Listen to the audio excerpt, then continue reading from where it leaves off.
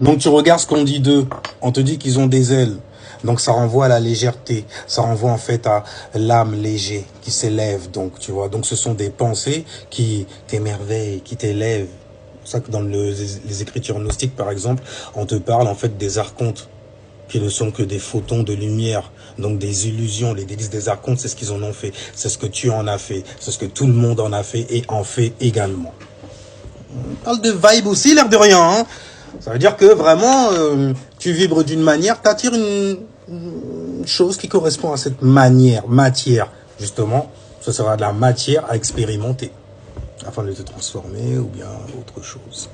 Maintenant, les anges. Donc, ça a une notion, en fait, de légèreté et de grandeur aussi. En Égypte ancienne, le bas est symbolisé d'ailleurs par une plume qui renvoie à l'âme. Et l'âme renvoie, en fait, à ce que tu expérimentes dans la dimension physique, dans la dimension de la mort. Lui, ton âme vit. Et justement, ton âme est reliée au temps. Le temps, parce que ben, justement, tu donnes de ton temps. Et en fonction du temps que tu donnes, si jamais en fait tu n'as pas plus que ce que tu as donné, eh ben, on dit souvent que tu as perdu ton temps ou que tu as vendu ton âme aussi. Et même quand ça te rapporte beaucoup pour les choses qui concernent la mort, eh ben, on dit que tu as vendu ton âme au diable. Et que là, d'un seul coup, tu commences à devenir un démon. Tu commences à être démoniaque. Les gens disent que tu es Satan car tu es quelqu'un qui t'oppose. Tu es un adversaire. Parce que Satan, en vrai, ça veut dire juste adversaire. Donc des Satans, il y en a plein. Tout comme des diables, il y en a plein. Tout comme des humains, il y en a plein. Tout comme des démons, il y en a plein. Et des anges également. Mais habituellement, les anges, ils veulent expérimenter des choses. Et malheureusement, même parfois, ils ont déjà expérimenté ces choses-là pour pouvoir arriver à une conclusion beaucoup plus légère. Laisser aller, partir ce genre de choses-là.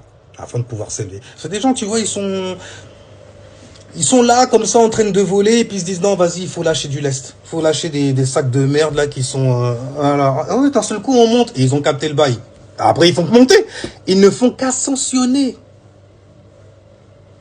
Et qu'est-ce que tu présentes pour pouvoir ascensionner? Tu présentes ton ascendant. On est dans la 9e maison, on est dans... C'est un truc de dingue, on dit... Laisse-moi aller voir ça. Eh, mais c'est même pire que ça. Je vais aller dessus après. Mais en tout cas, les anges, voilà, ça te renvoie donc à des pensées qui t'activent, qui activent ta passion, ta volonté, ton désir aussi. Fais gaffe de ne pas tomber en fait dans l'antre du démon. Maintenant, on va se faire un petit tour sur ce qui se passe in the sky.